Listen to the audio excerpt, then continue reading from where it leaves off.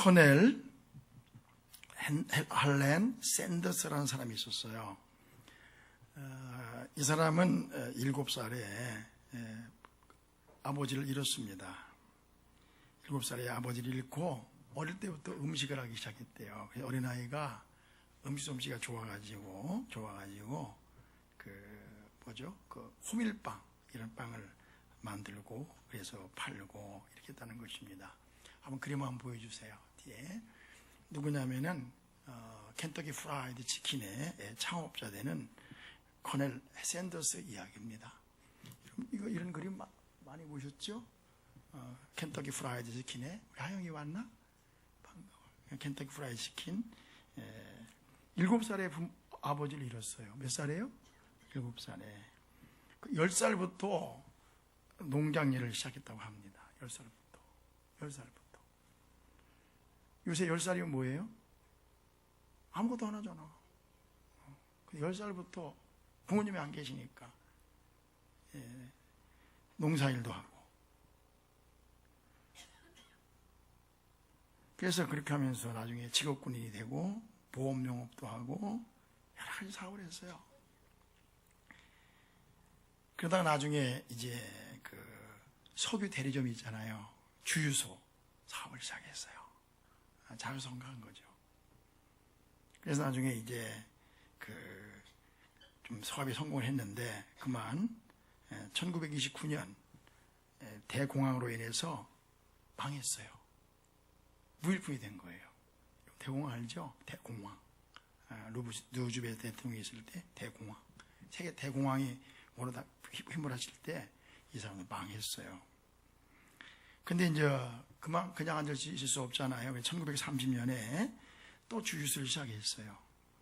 근데 뭐를 발견했냐면은 눈썰미가 있어야 되는데 사람들이 미국은 크니까 주유소에 와서 기름 넣을 때쯤 되면 사람들이 배가 고프다는 걸 발견했어요.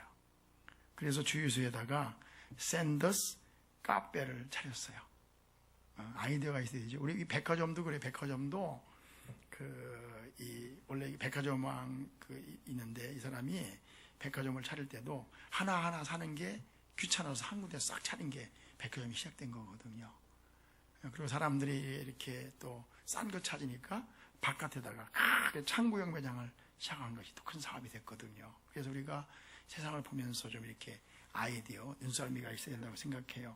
이게 아마 커넬 샌더스는 눈썰미가 있었나 봐요. 그래서 주유소 안에다가 카페를 차렸어요. 잘 되는 거죠. 사람들이 너무너무 이렇게 잘 살아가고 사업이 막 번창을 했습니다. 그런데요, 잘 나가는데 1939년에 그만 그 주유소하고 식당이 불이 나버렸어요. 화재보험을 안 들었나 봐요. 그냥 망했어요. 1941년도에 다시 재기하려고 같은 자리에다 식당을 차렸는데 샌더스 카페를 차렸는데 그것도 안 됐어요. 왜냐면요, 그 도로변에 주유소에 차렸는데 그만 저쪽에 도로가 나버렸어요. 그런 수 있죠, 그죠? 도로가 있는데 거기 잘 되는데 저기 도로 나면 안 되잖아요. 이렇게 해갖고 그래서 그 국도 25번 국도가 난 바람에 그만 폭삭 주저앉았어요. 설상가상으로 저쪽에 또 다른 도로가 나는데요, 75번 국도가. 그래가지고 자기가 가지고 있던 그 땅하고 모든 것이 경매로 홀딱 넘어가고 말았어요.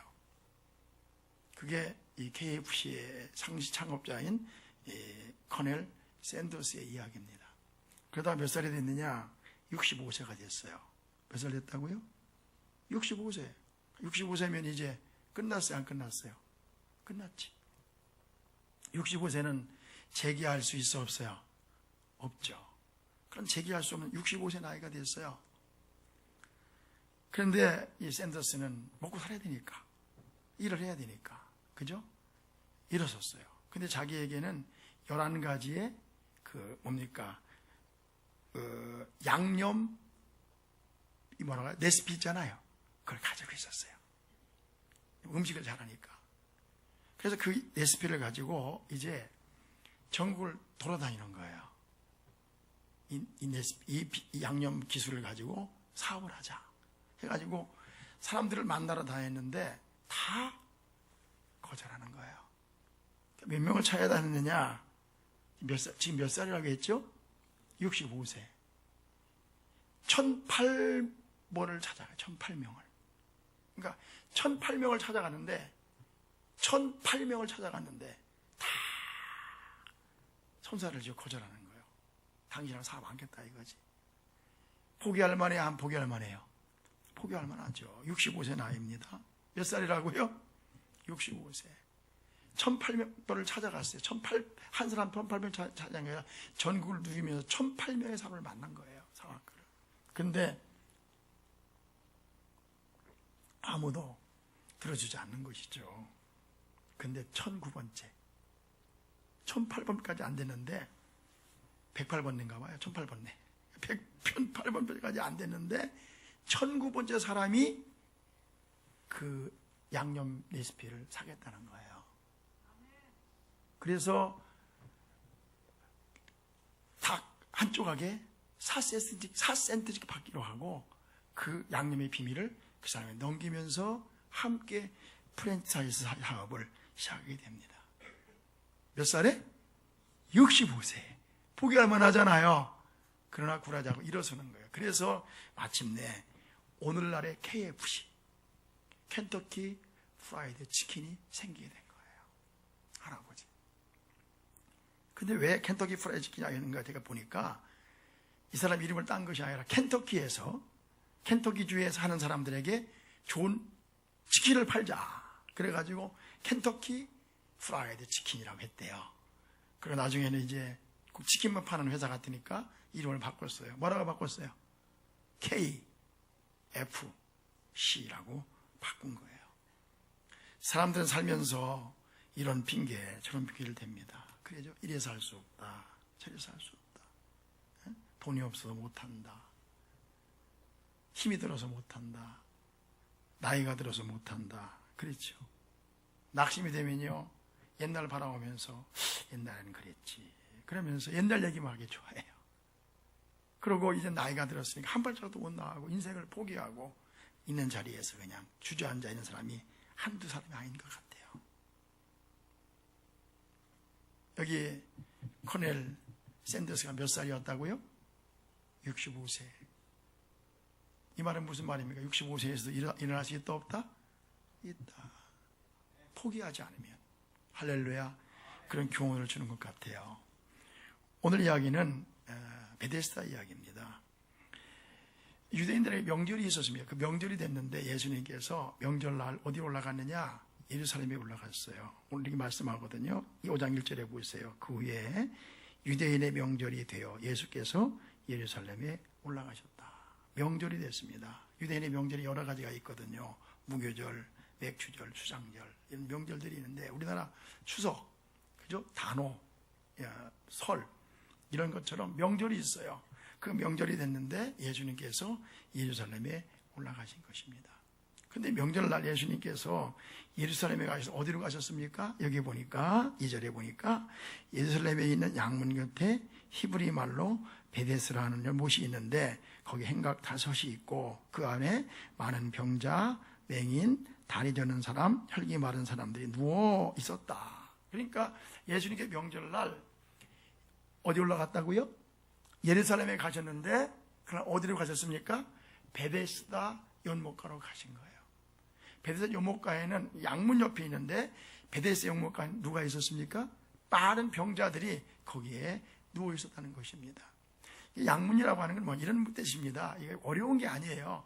서울 가면 무슨 문이 있어요? 서울 가면 남대문, 그 다음에 동대문, 그 다음에 서대문, 숭례문 이렇게 돼 있잖아요. 숭례문이 남대문인가? 어쨌든 간에 그 위에 소소문 뭐 이렇게 문들이 있잖아요. 성이 있으면 문들이 있지 않습니까? 그런 것처럼 예루살렘 성에도 문들이 있었어요. 문들이. 그걸 가리키는 거예요. 그래서 예루살렘 성문에도 샘문, 본문이 있고 샘문, 실로암 못이 옆에 있는 샘문이 있고 수문, 미문 아시죠? 베드로가 왜 가다가 미문 앞에서 나사렛 예수로 명하노니 했던 곳 있잖아요. 미문이 있었고 또 동문이 있어. 동문, 어문, 그 다음에 옛문, 골짜기문, 그리고 양문이 있었대요. 그 양문은 뭐 하는 곳입니까? 성전 가까운 곳에 있는데 양들을 출입하는 곳이 양. 제사 지내려면 뭐가 필요해요? 양이 필요하잖아요. 양문, 쉽, 양문이 있었어요. 그 양문 곁에 못이 하나 있었는데 그 못의 이름이 뭐예요? 베데스다 한의원 말고 베데스다 못이었어요. 그 못의 못가에 많은 병자, 여기 뭐라고 했습니까? 많은 병자, 맹인, 다리 저는 자, 혈기 마른 자, 그 많은 병자들이 거기에 있었던 거예요. 바로 거기에 예수님이 가신 거예요. 이 말은 무슨 말이에요? 예수님의 마음은 잔치집에 있는 것이 아니라 어디 있었다? 어려운 사람들에게 있었어요. 여기서 명절이라고 하는 잔치를 말해요. 페스티벌. 사람들이 얼마나 즐거웠겠습니까? 풍악을 울리고, 그렇죠? 춤을 추고, 맛있는 음식을 먹고, 그렇죠? 그런 날이었습니다. 그런데 예수님께서 어디로 가셨다고요? 베데스다 연못가로 가신 거예요. 여기서 우리가 발견하신 한 가지 사실은 우리 주님은 부자도 사랑하고 높은 사람 다 사랑하지만 특별히 어렵고 힘들고 가난한 사람들에게 당신의 마음이 있다는 것을 알 수 있어요. 잔칫날입니다. 무슨 날이라고요? 잔칫날이에요. 근데 예수님은 어디로 가셨다고요? 베데스다 연못과 병자들을 찾아가신 거예요. 근데 예수님뿐만 아니라 하나님도 마찬가지예요. 다 사랑하지만 하나님께서 특별히 어려운 사람들에 대해서 관심이 있으세요. 한번 성경을 보십시다. 레위기 23장 22절 한번 열어주세요. 뒤에 거기 보면 이런 말씀이 있습니다. 앞을 보세요. 레위기 23장 22절에 같이 읽어볼까요? 시작. 너의 땅에 곡물을 벨 때에 반 모퉁이까지 다 베지 말며 떨어진 것을 죽지 말고 그것을 가나안 자와 거류민을 위하여 남겨두라. 나는 너의 하나님 여호와니라. 참 이 말씀 멋지잖아요. 봐봐요. 곡물을 벨 때, 별을 벨 때, 콩을 벨 때, 보리 벨 때 뭐라고 했습니까? 왜 우리 모퉁이 있잖아요. 다 모퉁이 있잖아요. 모퉁이까지 다 모아지 말고 베지 말며 떨어진 것을 모아지 말고 줍지 말고 그다음 뭐라고 했어요? 가난한 자와 거류민을 위하여 남겨두라. 나는 너희 하나님 여호와니라. 얼마나 멋져요. 싹쓸이 하지 말고 좀 남겨두라는 거죠. 홈플러스처럼 싹쓸이 하지 말고, 이마트처럼 싹쓸이 하지 말고, 삼성그룹처럼 싹쓸이 하지 말고, 좀 이게 좀 중소기업도 먹고 살고, 좀 서민들도 먹고 살고, 그래서 서로가 골목 상권도 살 수 있도록 해야 되는데, 그래 싹 아도하지 말라 이거지. 이거는 하나님의 경계 없이 어긋나는 거예요. 모퉁이에는 별을 모아지 말고, 베지 말고. 누가 먹게 하라고요? 가난한 자들과 나그네들이 먹도록 하라. 이렇게 말씀하신 거예요. 신명기 23장도 이런 말씀이 있습니다. 신명기에도 24장 19절. 네가 밭에서 곡식을 벨 때에 그 한 뭇을 밭에 잊어버렸거든 다시 가서 가져오지 말고. 참 재밌어요.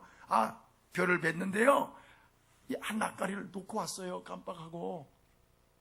뭐라고 했습니까? 도로 가지러 가지 말고. 할렐루야. 또 뭐였습니까? 가져오지 마. 나그네와 고아와 과부를 위하여 뭐하라?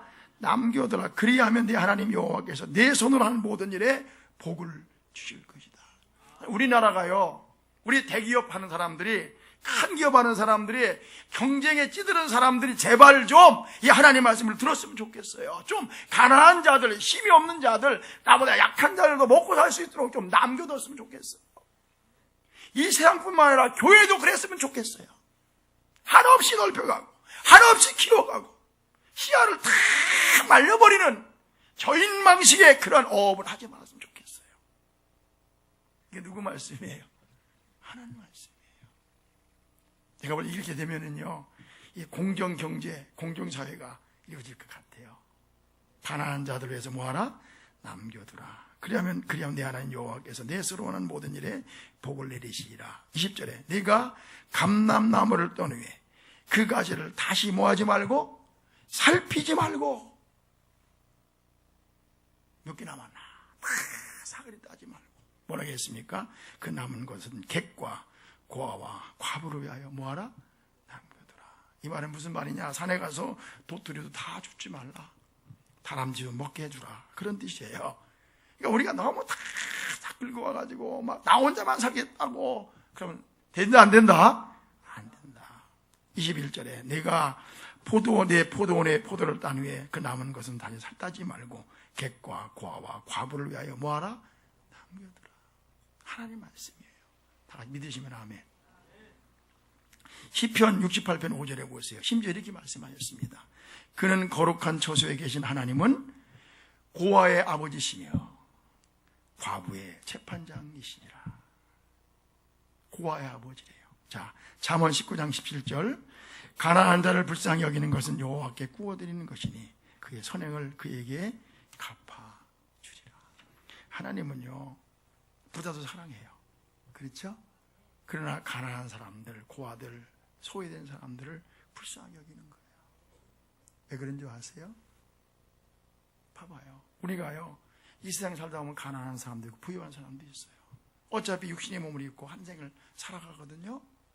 근데 그들이 불쌍하잖아요. 좀 서로 좀 나누면서. 근데 보면은요 움켜쥐고 살다가 죽을 때 아무것도 못 가게 하는 불쌍한 사람도 있어요. 먹지도 못하면서. 그렇죠? 다 소화도 못하면서. 자, 하나님은 어디에 마음이 있다? 가난한 자들, 소외된 자들, 과부, 고아에 마음을 두시는 거예요. 왜 그래요? 그분은 긍휼이 풍성하신 분이시고, 할렐루야, 그분은 그들 스스로 살 수 없는 분이기 때문에 부유한 자들, 가진 자들에게 돌보라고 남겨주라고 말씀을 하시는 것입니다. 성경에 이런 말씀이 있습니다. 누구든지 스스로 경건하다 생각하며 자기 혀를 재갈 물리지 아니하고 자기 마음을 속이면 이 사람의 경건은 헛것이라. 하나님 아버지 앞에서 정결하고 더러움이 없는 경건은 곧 고아와 과부를 그 환난 중에 돌보고 또 자기를 지켜 세속에 물들지 아니하는 것이니라. 그래서 우리가 예수 믿는 사람들은 나 혼자 잘 살겠다고 독식하면 돼야 안 돼요? 안 돼요. 내가 가진 거 좀 나눠줄 줄도 알고. 우리나라가 그런 나라가 됐으면 좋겠어요. 자, 다시 여러분 사업이 잘 되길 축복합니다. 잘 돼가지고 좀 이렇게 넉넉하게, 참 풍성하게, 그죠? 할 수 있기를 주의 이름으로 축복합니다. 절대로요, 가난한 자들만 멸시하고, 무시하고, 착취하고, 착복하면 돼야 안 돼요. 하나님은 그걸 제일 싫어하세요. 예수님이 명절이 됐습니다. 어디로 갔다고요? 베데스다 연못가로 가셨어요. 근데 연못가에 누가 있었습니까? 보니까 금방 말씀 나눴지만 다시 한번 보세요. 자, 3절에 그 안에 많은 병자, 맹인, 다리 저는 사람, 좀 표현을 잘 설득발이거든요. 혈기 마른 사람이 뭐예요? 힘이 없어요. 혈기 많아가지고 이제 힘이 못 걷는 거예요. 이렇게 걷기 힘든 사람들, 약한 사람들, 많은 병자들이 거기에 있었어요. 그런데 여기 보니까 이런 말씀이 있어요. 4절에 보세요. 자, 괄호 열고 되어 있어요. 물의 움직임을 기다리니 이는 천사가 가끔 못에 내려와 물을 움직이게 하는데 움직인 후에 먼저 들어가는 자는 어떤 병에 걸렸든지 낫게 되리라. 정말 아는지는 모르겠어요. 근데 들려오는 전설에 의하면, 이야기에 의하면 그 못이 있는데 그 못이 가끔 천사들이 와서 막 물을 동하게 한대요. 근데 그때 제일 먼저 그 물에 달려가서 뛰어드는 사람은 어떤 병에 걸렸든지 낫게 된다는 거예요. 그런 전통이 있었어요. 그런 전설이 있었어요. 근데 모르겠어요. 정말 그런지 안 그런지 모르겠어요. 정말 천사들이 내려와서 물을 동하게 하니 그때 모르겠어요. 보니까 우리나라는 보니까 전부 다 산마다 무슨 용자 들어가는 철이 있더라고요. 구룡초, 실용초, 다 용이 막 선철했다고 하는데 아마 그런 전설인지 모르죠. 그죠? 어쨌든 간에 그런 전설이 있었어요. 그 못이 있는데 그 못을 누가 내려와서 천사들이 와서 막 요동을 친대요. 그러면요, 그때 제일 먼저 달려가는 사람은 어떻게 된다? 낫게 된다는 그런 전설의 고향이 있었단 말이에요. 그래서 그때 사람들이 그 위에 많이 몰려들어 있는 거예요. 천사가 요동을 시켰는지 아니면 뭐 갑자기 속에서 무슨 자연현상이 일어났는지 알 수가 없죠. 그죠? 그리고 들어가면 낫게 되는지 안 낫게 되는지 그것도 알 수가 없는 거예요. 그러나 그런 이야기가 있는 거예요. 그러니까 내가 물에 빠지면 못 잡는다고? 지푸라기도 잡는다고 지금 사람들이 그 베데스 연못가에 모여 있는 거예요. 많은 어떤 병자들이 절뚝발이, 소경, 혈기 마른 사람들, 그렇죠? 많은 잘 모르겠어요. 의사가 아니라 각색 병자들이 거기 모여 있는 거예요. 그리고 이제 뭐합니까? 어느 날 물이 막 통하는 거예요. 천사들이 그랬는지 안에 있는지 모르게 물이 막 그러니까 그때 되면 야이 땅 하고 사람들이 어떻게 해야지? 나야 되니까, 그렇죠? 필사 힘을 다해서 못을 향해 달려가는 거예요. 한번 상상해 보세요. 지금 못이 있어요. 그런 전설이 있어요. 그래서 거기 들어가면 낫는다는 거예요. 그래가지고 모든 사람들, 병자들이잖아요. 뭐라고요? 소경, 절뚝발이, 혈기 마른 자, 별사람이 다 있었겠죠. 자, 지금 한번 생각합시다. 자, 물이 갑자기 어느 날 많이 막 통하기 시작했어요. 그러면요, 사람들이, 물이 통한다! 그러면서 달려가기 시작. 어떤 사람은 절뚝발이니까 쩔뚝거리면서 하면서 갈 거예요. 그죠? 소경 어떻게, 소경이니까 잘 안 보이잖아. 무슨 일이 있어? 무슨 일? 그러면서 달려가다가 넘어지기도 하고, 그러면서 달려갔을 거예요. 그렇죠? 어떤 사람 먼저 가려고 앞에서 태클을 다 걸어가지고 딱 넘어지게 하고 다 달려갈 수 있었을 것입니다. 어떤 사람은요, 마지막 그 물에 갈 때 슬라이딩을 해요. 헤드 슬라이딩을 빨리 가니까 야구에서 하는 것처럼 먼저 들어가려고 하는 사람이 있었을 것입니다. 그렇죠? 어떤 사람은 먼저 들어가려고 하는데 좀 늦었어요. 그냥 다리 잡고 그냥 못 들어가게 잡아당기면서 내가 먼저 들어가려고 그런 사람도 있었을 것입니다. 빚대기는 전쟁, 무한경에 일어나는 거. 왜? 나야 되니까. 치료받아야 되니까. 여기에 인간적인 양보가 있었겠어요, 없었겠어요?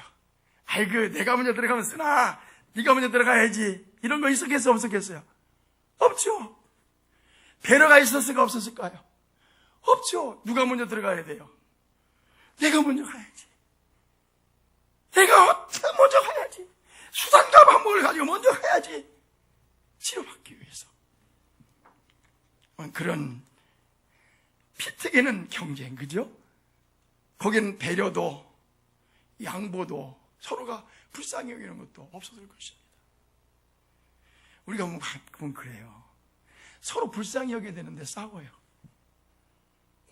양로원 가도 그래요. 서로 뜯어먹을 것도 없는데 싸운 경우를 많이 봐요. 그렇죠? 아마 그랬을 것입니다. 병자들이니까 서로가 아이고 네가 불쌍하고 네가 그런 게 없었을 것 같아요. 서로 그냥 이 물이 동할 때, 그렇죠? 눈이 불을 켜고 누가 먼저 가야 돼? 내가 먼저 가야 되지. 왜? 치료받아야 되니까.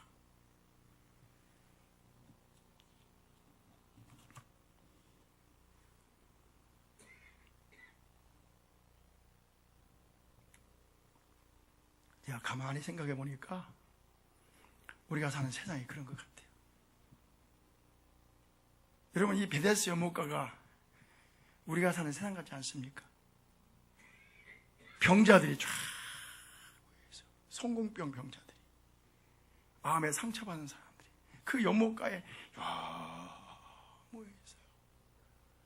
그리고 내가 치료를 받아야 되니까, 내가 성공해야 되니까, 내가 남보다 나은 삶을 살아야 되니까 그냥 수단과 방법을 가지 않고 기회 있을 때 그 못을 향해 달려가는 병자들처럼 우리는 그 성경의 그 깃발을 향해서 그걸 달려가는 거예요. 수단과 방법을 가리지 않고, 그렇죠? 다른 사람 태클 걸고 잡아당기고 중장모략하고 그러면서 저 성공의 깃발을 향하여, 출세의 깃발을 향하여 남이 어찌든 말든 아무런 배려나, 그죠? 양보는 없이 저 무한경격을 하면서 저 성공을 향해 달려가는 거예요. 어디처럼? 베데스다 연못가처럼. 글쎄요, 그가 성공을 해서 행복한지 모르겠지만, 마치 달려가서 모태에 빠졌지만은 풍덩 들어갔지만 치료됐는지 아닌지 모르는 것처럼 우리가 성공을 하면 그 행복인지 모르겠지만, 그러나 좌우지가 나는 성공해야 되고 나는 출세해야 되고 남보다 나아져야 되고 집 밟고 잡아당기고, 그렇죠? 그러면서 올라가는 거예요. 나는 우리가 사는 세상이 베데스다 연못가 같아요. 연못가 같아요.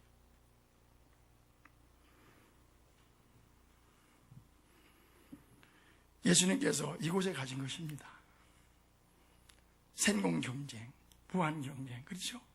서로 양보도 양해도 애래도 없는 그 세상, 그곳에 예수님께서 가신 것입니다. 그리고 가셔서 누구를 만났느냐? 여기 보니까, 자 보세요. 4절에 보세요. 5절에 거기 38해를 된 병자가 있더라. 예수께서 그 누운 것을 보시고 병이 벌써 오래된 줄 아시고 이르시되 네가 낫고자 하느냐. 가보니까요 38년 된 병자가 있는 거예요. 병이 있는 거예요. 예수님께 물어보셨어요. 네가 낫고자 하느냐. 이렇게 물어봤습니다. 이 병자가 뭐라고 대답했습니까? 7절에 병자가 대답하되 주여 물이 움직일 때에 나를 못에 넣어주는 사람이 없어 내가 가는 동안에 나는 다른 사람이 먼저 내려가나이다. 몇 년 됐어요? 38년 됐어요. 여러분 한번 생각을 해보십시오. 이 병자가 38년이 됐는데 치료받지 못했어요. 아마 그랬을 것입니다. 병이 들었을 때 수없이 많은 의원들을 찾아봤을 거예요. 그렇죠? 의사들을 찾아갔을 것입니다. 돈도 다 탕진했을 거예요. 치료되지 않는 거예요. 그러다 보니까 긴 병에 효자가 없다고 마누라도 떠났어요. 자식도 하기를 버렸어요. 그리고 여기 연못가에 온 겁니다. 근데 여기 보면 이 사람은요 절뚝발이나 잘 걷지 못하는 사람 같아요. 뭐라 했냐면 이렇게 말하는, 나를 못에 넣어주는 사람이 없다. 그런 거 보니까 이 사람은 잘 걷지 못하는 사람이었어요. 근데 사람들이 소식을 들었어요. 소문을 들었어요. 베데스다 연못가에 가면 어느 날 갑자기 가끔 물이 동하는데 제일 먼저 들어가는 사람은 어떤 매에 걸었든지 낫게 된다고 했다고. 여기 갔을 것입니다. 몇 번이나 물이 동했겠습니까? 물이 동할 때마다 아마 나도 치료받겠다고, 나도 몸을 치료받겠다고 혼신의 힘을 당해서 못을 향해 달려갔을 거예요. 아니죠. 달려가지 못했죠. 몸을 질질 끌리면서. 그렇죠? 어떤 사람 막 달려가. 나는 질질 끌리면서. 그렇죠? 나도 살아야 된다고 악착같이 그 못을 향해서 실천해 갔겠죠. 그러나 치료받을 수 없었어요. 왜? 먼저 갈 수 없었으니까. 절망이었겠죠. 그렇게 몇 년이 흘렀습니까? 38년이 흘러갔던 것입니다. 얼마나 기가 막혀요. 그를 향해 주님이 물어보시는 거예요. 네가 낫고자 하느냐. 이런 거 어때요? 열심히 살아보셨죠? 나도 성공해 보려고, 나도 잘해 보려고, 이 무한 경쟁 시대에서 해보려고 얼마나 노력했어요. 남들은 저 앞에 가 있는데 나는 여기 머물고 있는 거예요. 누구처럼? 38년 된 이 병자처럼 말입니다. 이런 찬송이 있죠. 멀고 험한 이 세상 길, 소망 없는 나그네의 길 잘 돼보려고 했었어요. 노력했어요. 이 38년 병자처럼 말이에요. 그런데 가진 게 없어요. 해놓은 일이 없어요. 그렇죠? 그래서 인생을 돌아보면요 마음이 아프고 짠해요. 이 찬송 한번 해보실래요? 멀고 험한 이 세상 길, 소망 없는 나그네의 길, 방황하고 헤매이며 정처 없이 살아왔네. 의지할 것 없는 이 몸 위로받고 살고 파서 세상 유혹 따라가다가 모든 것을 다 잃었네. 찬송 한번 해봐요.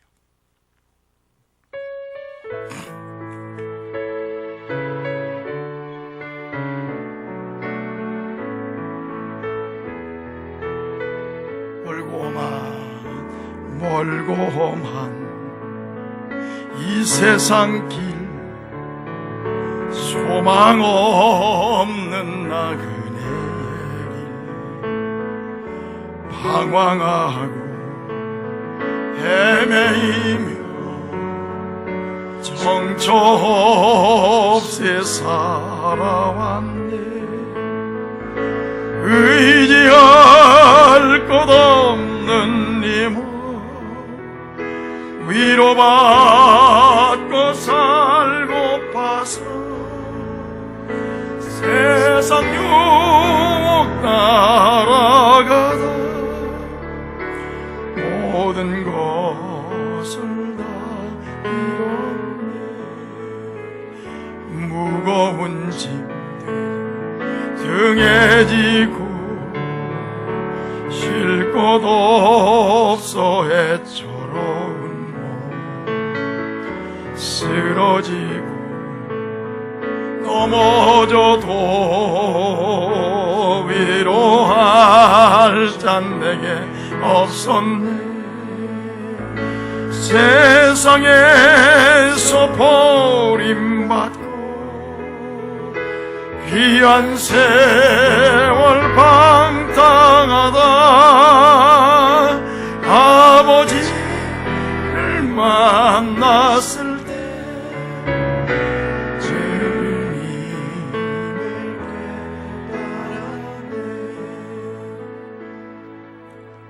예수님 이렇게 물어보셨어요. 네가 낫고자 하느냐?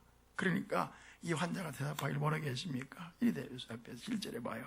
병자가 대답하되 주여 물이 움직일 때에 나를 못에 넣어주는 사람이 없어 내가 가는 동안에 다른 사람이 먼저 내려가나이다. 이 환자의 병자의 절규가 상처가 이거 토해지는 거예요. 예수님 내가 낫고 싶은데요, 내가 가기 전에 나는 달을 질들고 가는데 아무도 나를 배려해 주지 않고 아무도 옮겨주지 않고 애써 가면은 다른 사람이 먼저 그 못에 들어가나이다. 그래서 38년 동안 여기 이렇게 누워 있습니다. 무슨 말이야? 주님 내가 성공해 보려고 했는데, 출세해 보려고 했는데, 내가 잘 살아보려고 했는데, 그런데 사람들을 배려해 주지 않습니다. 집안도 그렇고 저저 하면서 그렇죠. 몰고 오만 이 세상길 소망은 나그네 길을 살아왔습니다.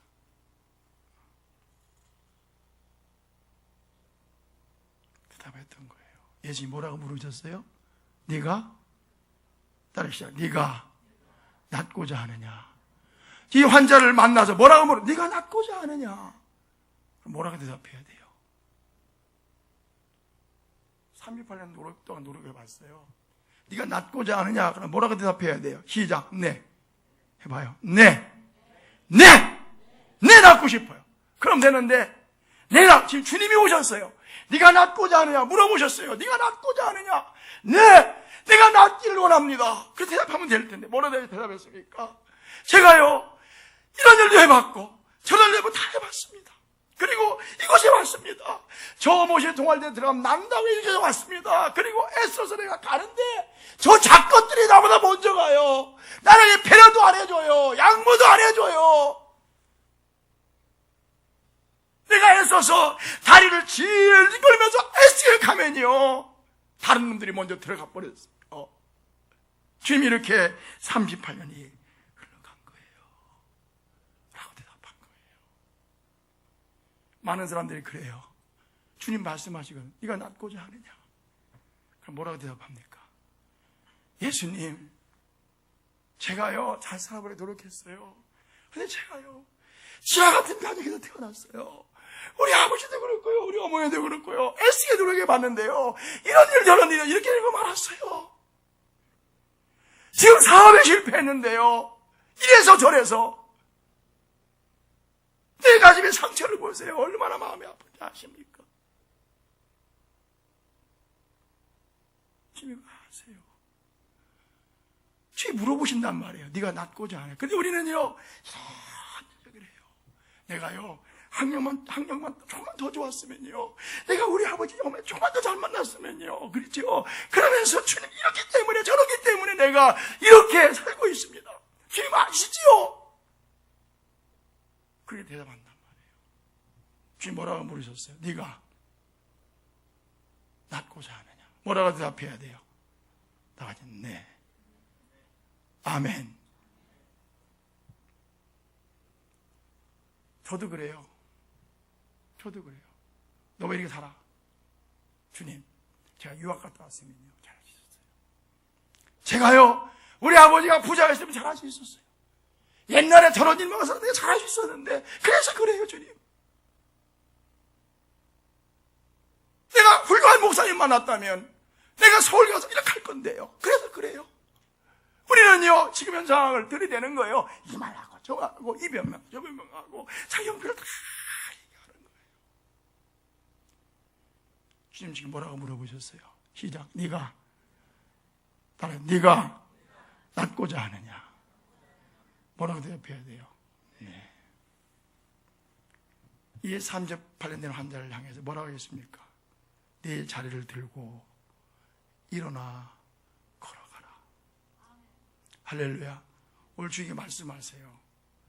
과거에 비해서 한 발자국 못 나가는 사람, 이런 이유 저런 이유 때문에 내가 이렇게 산다고 절망하고 자기 연민에 빠져있는 사람 향해서 주님이 이렇게 말씀하세요. 65세 되었던 그 샌더스처럼 네가 나이가 들어서 아무것도 못한다고 절망하는 그 사람에게, 다 옛날에 이렇게 잘할 수 있었을 것이라고 말하는 그 사람에게 주님이 지금 이렇게 말씀하신단 말이에요. 지금 이 핑계 저 핑계 대지 말고 내 자리를 들고 뭐하라고요? 일어서라, 걸어가라고 말씀하신단 말이에요. 과거에 이랬다 저랬다 지금 형편이다 말하지 말고 네가 낫고자 하느냐? 네, 낫기를 원합니다. 그렇다면 네가 자리를 들고 일어나서 걸어가라고 말씀하신단 말이에요. 되시면 아멘. 저도 그래요. 오늘 60이에요. 생각해보면요, 어떤 절망도 되고 실망이 될 때가 있어요. 이 메시지는 저를 향하는 메시지예요. 김 목사에게 말씀은, 김 목사 자리를 들고 일어나라고 말씀하신다. 과거에 연연하지 말고 이 핑계 저 핑계 대지 말고 이 변명 저 변명 하지 말고 이제 다시 네가 자리를 들고 일어나면 갈 수 있다고 주님이 말씀하시는 거예요. 다시 네가 뭐하고자 하느냐? 낫고자 하느냐? 자리를 들고 일어나 걸어라. 기도하십시다. 하나님 고맙습니다. 우리 성도들 가운데 마치 베데스다 연못가에 누워있는 이 병자와 같은 사람은 없습니까? 네가 낫고자 하고 물어보셨을 때 주님, 내가 낫기를 원했는데 저 못이 동할 때 다른 나를 데려가주는 사람도 없고 내가 애써서 못에 도달하면 다른 사람이 나보다 먼저 저기에 들어갑니다. 주님 말씀하십니다. 그러냐? 내가 네 자리를 들고 일어나라고 말씀하신 이 음성을 들을 수 있는 저희가 되게 해 주옵소서. 그리고 미래를 향하여 새 소망을 향하여 나아갈 수 있는 우리 사랑하는 성도 될 수 있도록 축복해 주세요. 예수님의 이름으로 기도하옵나이다.